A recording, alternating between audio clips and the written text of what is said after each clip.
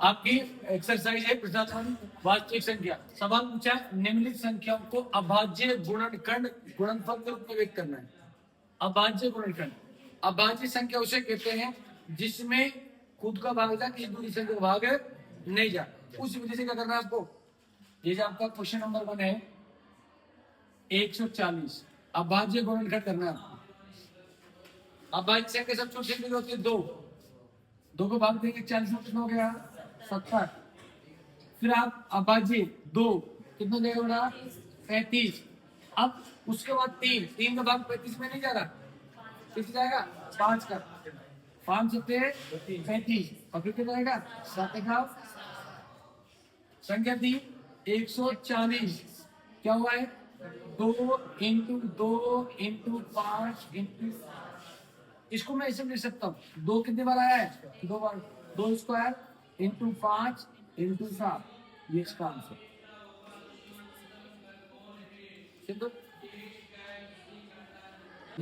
सवाल नंबर 2 156 को क्या करना है, अभाज्य गुणनखंड से करना है।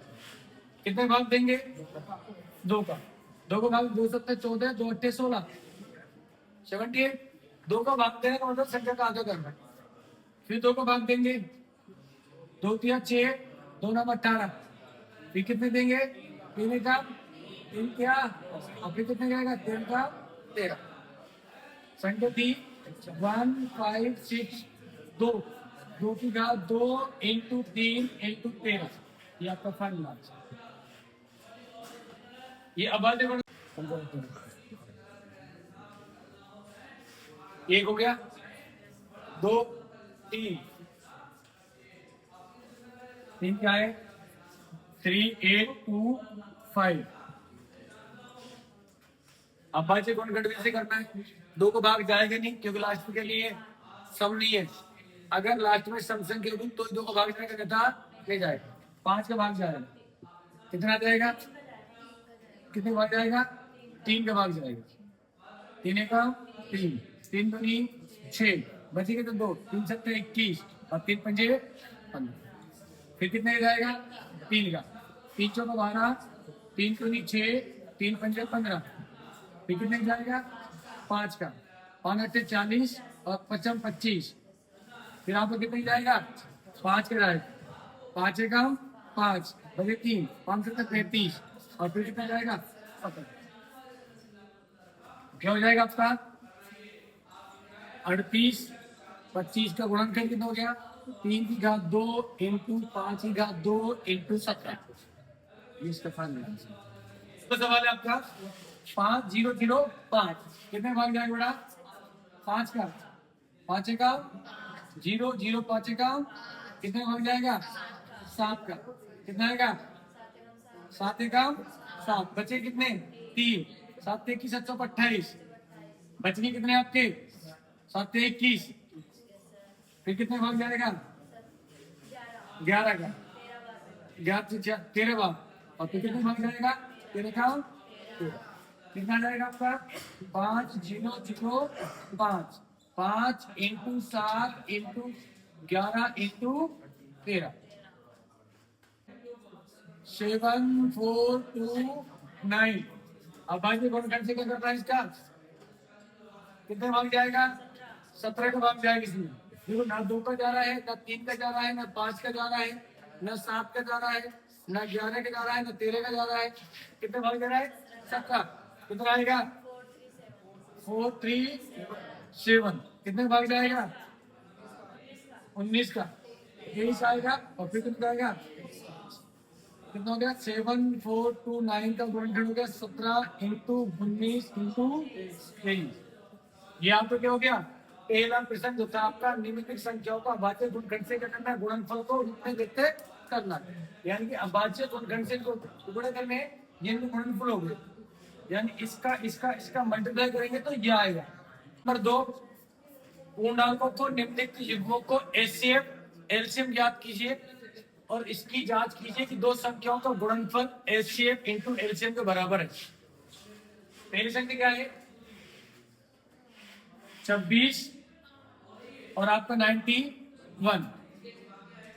अब भाज्य को हम फिर से करेंगे, 2 को भाग देंगे कितना आएगा 13 और 13 को भाग देंगे 13 का 13। इसी प्रकार से आपको क्या जाएगा 2 6 का गुणनखंड हो गया 2 इंटू 13। 91 कितने भाग देंगे 7 का 7 का 7 7 क्या 21 और 13 का 13। तो 91 का क्या हो गया आपका 7 इंटू 13। क्या निकालेंगे एचसीएफ हाई कॉमन फैक्टर, यानी एचसीएफ का मतलब हो गया जो आपकी सबसे बड़ी संख्या क्या है आपका जो मैंने जोड़ा है 13 इसमें भी 13 इसमें भी, तो एचसीएफ कितना हो गया आपका 13। क्या निकालेंगे एलसीएम, क्या निकालेंगे 2 इंटू 7 इंटू 13, 13 इंटू 7 और उसका 200 बड़ा करके कितना आएगा 182 182, यानी एलसीएम कितना गया हमारे पास 182 और एचसीएफ कितना गया 13। क्या करेंगे जांच करेंगे, क्या करेंगे जांच। जांच का मतलब होता है एलसीएम और एचसीएफ को मल्टीप्लाई कर दो और ऊपर जो संख्या इन दोनों के कर दो मल्टीप्लाई कर दो, यानी 26 इंटू 91 करेंगे तो कितना आएगा आपका 26 इंटू 91 कितना रहा है 2366। और इसी प्रकार से एलसीएम और एचसीएफ दो संख्याओं को गुणाफल और एलसीएम इंटू एचसीएफ यानी आपका 13 इंटू 182 करेंगे तो भी इतना आएगा आपका। तो अब जांच क्या हमारी सही है, यानी एलसीएम और एचसीएफ को मल्टीप्लाई करने पर कितना रहा है 2366। तो दो संख्याओं को मल्टीप्लाई करने पर कितना रहा है 2366। दूसरा कैसे होगा आपका क्या है 510 और आपको क्या है 92, दो को भाग जाएगा 2 दूनी 4 कितना बच गया 1, 2 पंचे 10, 2 पंचे 10, फिर 3 का भाग जाएगा 3 का 24 और 3 पंचे 15, फिर कितने भाग जाएगा 5 का 5 एकम 5 और 5 35 और 17 का सेम इसी प्रकार से कितने भाग जाएगा 2 का 2 चौका 8 2 छक्के 12 फिर कितने जाएगा 2 का और फिर कितने बाद आएगा 23। तो 510 का गुणनखंड क्या हुआ है 2 इंटू 3 इंटू 5 इंटू 17। 92 का गुणनखंड क्या हुआ है मेरा 2 इंटू 2 इंटू 23। देखो अब इसमें और इसमें क्या नहीं है एलसीएम, इसमें भी तो है और इसमें भी तो है, तो एचसीएफ क्या आएगा 2, यानी जिसमें आपका क्या होगा युग्म एक जोड़ो होगा वो क्या कहलाएगा आपका एचसीएफ और कुछ नहीं है एलसीएम। क्या निकलेगा एलसीएम, बाकी सब क्या जाएगा एलसीएम। 2 इंटू 2 इंटू ठीक है 1 2 2 1 2 3 इंटू 5 इंटू 17 इंटू 23, ठीक है 23 into 17 into 5 into 3 into 2 into 2 कितना जाएगा 2 3 4 6 0 23,460। इनको मल्टीप्लाई करने पर ये संख्या आएगा, तो ये क्या जाएगा आपका एलसीएम और ये क्या आपका एचसीएफ। क्या करेंगे जांच। जांच दो संख्याओं को गुणनखंड, दो संख्या कौन कौन सी है 510 इंटू 92 कितना आ रहा है 46920 और एलसीएम इंटू एचसीएफ यानी 23,460 इंटू 2 मल्टीप्लाई करेंगे तो 40,920। इसका भी और इसका भी मल्टीप्लाई करने पर सेम संख्या आएगी, तो जांच हमारी सही है। ये कौन सा हो गया आपका दूसरा, ठीक है 336 आपका 54, इसमें 2 को भाग देंगे अब अभाज्य गुणनखंड, दो एका दो, दो छिक्की 12, दो अट्ठे 16, फिर दो को भाग देंगे, दो अट्ठे 16, दो चौका, फिर दो को भाग देंगे, दो चौका 8, दो दूनी 4, फिर दो का, दो दूनी, दो एका दो, तीन सत्ते और सात एका क्या हो जाएगा? 3 3 6 का 2 into 2 into 2 into 2 into 3 into 4, इसको आप 2 इंटू 4 भी कर सकते थे, दो का 3, फिर आपको 2 से भागेंगे, दो दूनी 4, दो सत्ते 14, तीन दो को भाग जाएगा नहीं, 3 नाम 27 और 3 क्या 9 और 3 का 54 का क्या हो टुकड़े? 2 इंटू 3 इंटू 3 इंटू 3, क्या निकालेंगे? HCF, high common factor. HCF मतलब होता है, दोनों देखो, ये 3 इसमें भी है, 3 इसमें भी है, 2 इसमें भी है, 2 इसमें भी है, तो क्या जाएगा? 2 इंटू 3 यानी 6, बचा क्या आपके पास? एलसीएम। एलसीएम देखो, 2 का 2, फिर ये 2, फिर ये 2, फिर ये 2, फिर जोड़े वाला 3, फिर ये 3 और फिर ये 3 और फिर आपके साथ 7 into 3 into 3 into 3 into 2 into 2 into 2 into 2, कितना रहा है? 3024। एस से कितना हो गया आपका? 6 और एल से कितना हो जाएगा आपका? 3024। क्या करेंगे? जांच। जांच क्या करेंगे? यानी दोनों संख्याओं को मल्टीप्लाई करेंगे, यानी 3 3 6 इंटू 54, दोनों को कितना आएगा? 18,100। इसी प्रकार से एलसीएम इंटू एचसीएफ तो मल्टीप्लाई करने पर यानी आपका एलसीएम कितना है?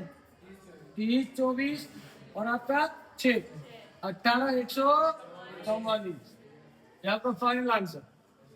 यानी आपको पहले क्या करना है? अभाज्य गुणनखंड करना है, फिर उनमें से आपको एलसीएम एचसीएफ निकालना है और फिर आपको जांच करनी है। जांच में दोनों संख्याओं को गुणनफल और एलसीएम एचसीएफ को गुणनफल दोनों क्या आना चाहिए? बराबर आना चाहिए। ये आपका सेकंड सवाल कंप्लीट हो गया। सवाल नंबर 3, अभाज्य गुणनखंड विधि द्वारा निम्नलिखित पूर्णांकों को एचसीएफ और एलसीएम ज्ञात करना है। आपको क्या करना है? एचसीएफ और एलसीएम क्या करनी है? आपको ज्ञात करनी है। सवाल नंबर 1 है आपका 12, 15 और 21, इसके क्या निकालेंगे हम? एलसीएम और एचसीएफ। अभाज्य गुणनखंड से 2 छिक्की 12, 2 तिया 6 और 3 का 3, यानी 12 के टुकड़े कर दिए, 2 इंटू 2 इंटू 3, 15, 3 के भाग देंगे, 3 पंजे 15 और 5 का 5, तो 15 के टुकड़े हो गए हमारे 3 इंटू 5, फिर इसका 3 3 सत्ता 21, 7 का 7, यानी 21 के टुकड़े हो गए आपके पास कितने? 3 इंटू 7। क्या निकालेंगे? एचसीएफ। बताओ, देखो 3 इसमें भी है, 3 इसमें भी है, 3, एचसीएफ कितना हो गया आपका? 3। बचा क्या आपका? एलसीएम। जो बचा हुआ सब किस में जाएगा? एलसीएम में।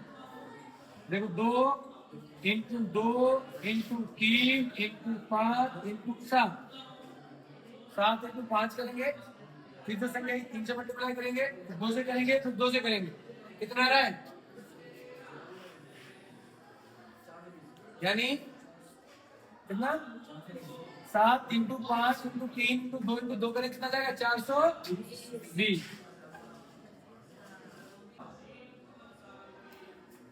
ये दूसरा आपका 17, 23 और 29। 17 में कितने भाग जाएगा बेटा?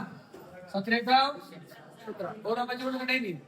23 में कितने भाग जाएगा? 23 का, और 29 में भी 29 का 29।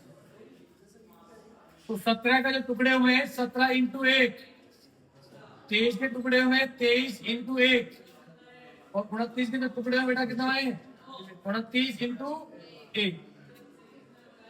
एचसीएफ क्या आएगा इसका? HCF आएगा आपका 8, यानी जिसमें कोई भी आपका जोड़ा नहीं होता उसमें आपको मल्टीप्लाई 1 से करेंगे तो HCF कितना जाएगा आपका 1। LCM जो बच गया 17 जाएगा। LCM 17 इंटू 23 इंटू 29 29 कितना जाएगा 11 33 नो 11,339, यानी 29 23 और 17 को मल्टीप्लाई करने पर आएगा आपका 11,339। आपको क्वेश्चन बचा 23वां 8 9 और 25, 2 दूनी 2 चौका 8, 2 दूनी 2 एकम 2, 8 के टुकड़े हो गए 2 इंटू 2 इंटू 2, 3 किया और 3 एकम 3, 9 के टुकड़े हो गए 3 इंटू 3 और 5 पचम 5 एकम 5, तो दूसरे तो वापिस को ये लो 25 5 एकम पचम 25 और 5 एकम 5, तो 25 के टुकड़े कितना होगा बेटा आपका 5 इंटू 5।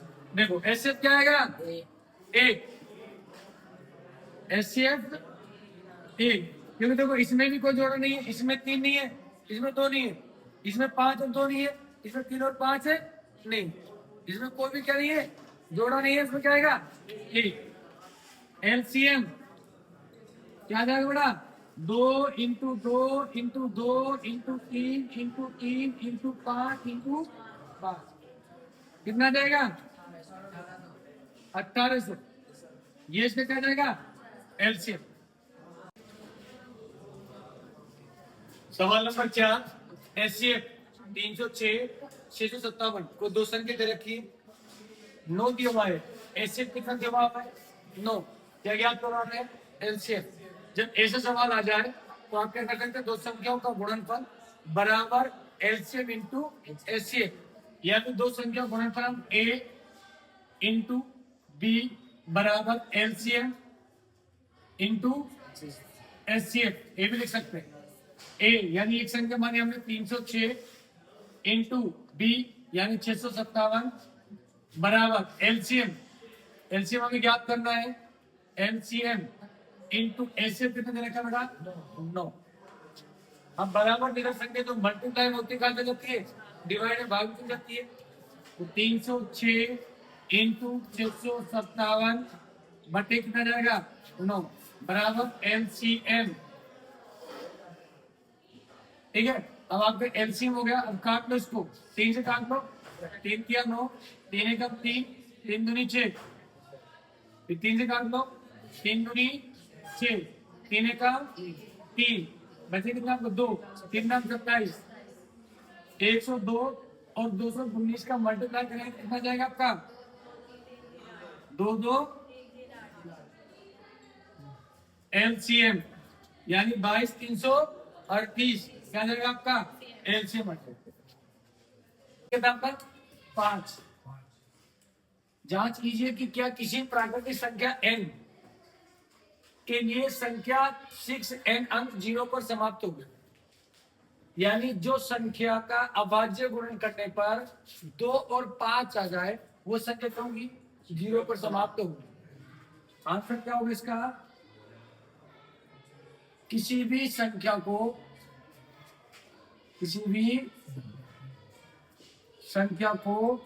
अभाज्य गुणनखंड करने पर अभाज्य गुणनखंड करने पर 2 में 5 आए तो वह संख्या क्या होगी बेटा 0 पर क्या होगी समाप्त होगी। अब देखो 6 का मल्टीप्लाई 6 का करेंगे हम, अभाज्य गुणनखंड करेंगे, 6 का अभाज्य गुणन क्या होता है 2 इंटू 3, 2 इंटू 3 टुकड़े कर सकते हैं इसका और 2 टुकड़े हो रहे। अब इसे गुणनखंड करने पर कितना आ रहा है 2 तो आ रहा है, लेकिन क्या नहीं आ रहा 5 से नहीं आ रहा। अतः 6 को गुणनखंड करने पर जीरो पर समाप्त नहीं होगी, जीरो पर समाप्त नहीं होगी, नहीं होगी। सवाल क्या पूछ रहे हैं, क्या जीरो पर समाप्त होगी संख्या? जीरो पर समाप्त क्यों नहीं होगी? क्योंकि इसके टुकड़े करने पर क्या दिया रहे, 2 पे 5 है, यानी अगर 5 आ जाता इसका, जैसे 10 होगी संख्या, 2 इंटू 5 तो जीरो पे समाप्त होती है संख्या। तो इसको 2 तो आ रहा लेकिन 5 है नहीं आ रहा है, अतः 6 को गुणनखंड कर। सवाल नंबर 6 आपका, व्याख्या कीजिए कि 7 इंटू 11 इंटू 13 इंटू प्लस 13 और 7 into 6 into 5 into 4 into 3 into 2 into 1 plus 5 भाज्य संख्या क्यों? भाज्य संख्या उसे कहते हैं जिसके टुकड़े हो सकते हैं। अब भाज्य संख्या उसे कहते हैं जिसके टुकड़े नहीं हो सकते। भाज्य संख्या जिसमें खुद का भाग जाता है, किसी दूसरी संख्या का भाग जाता है। अब भाज्य संख्या जिसमें स्वयं का भाग जाता है, किसी दूसरी संख्या का भाग। अब तो आपको देखना, अगर इनके टुकड़े होते हैं तो ये भाज्य है, अन्यथा अभाज्य। अब उसमें पहले कहते भाज्य है, लेकिन क्यों है? क्योंकि इसे क्या हो रहे हैं, खंड होंगे। तो सवाल था अपना 7 इंटू 11 इंटू 13 प्लस 13। देखो इसमें 13 इसमें 13 क्या ले लेंगे कॉमन, तो क्या बचा 7 इंटू 11 इंटू 1 प्लस 1, 13 का 13, 7 इंटू 11 करें कितना होगा 77 प्लस 1, तो 13 इंटू 78। तो टुकड़े हो रहे नहीं हो रहे, टुकड़े हो रहे हैं, इसके मल्टीप्लाई हो रहे हैं, तो इसका मतलब क्या है, भाज्य। क्या है, भाज्य है। भाज्य संख्या किसे कहते हैं, जिसके क्या हो सकते हैं, टुकड़े हो जाए। सेम आपका ये 7 into 6 into 5 into 4 into 3 into 2 into 1 plus 5। Common क्या आ रहा बेटा इसमें, 5, 5 को बाहर लेंगे तो 7 into 6 into 1 into 4 into 3 into 2 into 1 plus 1, यानी इसका इसका इसका इसका इसका इसका इसका, यानी 7 6 1 4 3 2 1 का मल्टीप्लाई करेंगे और 1 जोड़ेंगे, कितना रहा है 5, 1008 प्लस 1, तो 5 इंटू 1000 कितना जाएगा 9, कितना जाएगा 9। तो अब बताओ इसके टुकड़े हो रहे नहीं हो रहे, तो ये भी क्या आपकी भाज्य। क्या है, भाज्य। भाज्य संख्या किसे कहेंगे, जिसके आपस में क्या हो जाए, टुकड़े हो जाए, जिसमें खुद का भाग जाए, किसी दूसरी संख्या का भी भाग जाए। अब भाज्य कब नहीं होता, जिसके ऊपर टुकड़े नहीं होते, इनमें मल्टीप्लाई नहीं होता। ये इसका आंसर। क्वेश्चन नंबर 7, किसी खेल मैदान के चारों एक वृत्ताकार पथ है, यानी आपका एक वृत्ताकार क्या है, खेल का मैदान है और इसके चारों ओर पथ है, पथ का मतलब रास्ता, दौड़ने वाला। ये क्या है आपका, ट्रैक है आपका दौड़ने वाला। यहाँ पर 2 बच्चे हैं, जो पहला क्या है आपका सोनिया, क्या है सोनिया, इस ट्रैक को पूरा करने में कितने मिनट लगाती है, 18 मिनट। कितने मिनट लेती है, 18 मिनट लेती है। जबकि इसी को चक्कर लगाने में रवि जो है वो कितना मिलता है, 12 मिनट।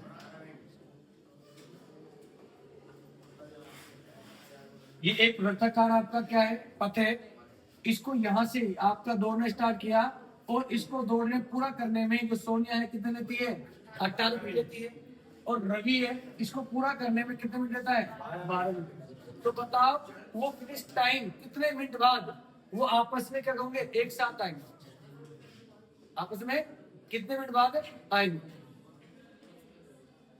यानी सोनिया कितने मिनट लेती है एक चक्कर लगाने के लिए, 18। रवि कितने लेता है, तो हम तो इस प्रकार से कर सकते हैं 18 और 12, 2 को भाग देंगे 9 बार, 2 को भाग देंगे 3 को भाग देंगे 3 तिया 3 का 3, 2 को भाग देंगे 6, 2 को भाग देंगे 3 को भाग देंगे 3 का 3, तो 18 2 इंटू 3 इंटू 3 और आपका 12 कितना बेटा, 2 इंटू 3 इंटू 3। अब देखो 2 आपका एचसीएफ तो क्या बन गया यहाँ पर हाई कॉमन फैक्टर क्या हो गया आपका 3। लेकिन पूछा कितनी बाद, कितनी देर बाद क्या करेगा वो, आपस में एक साथ मिलेंगे।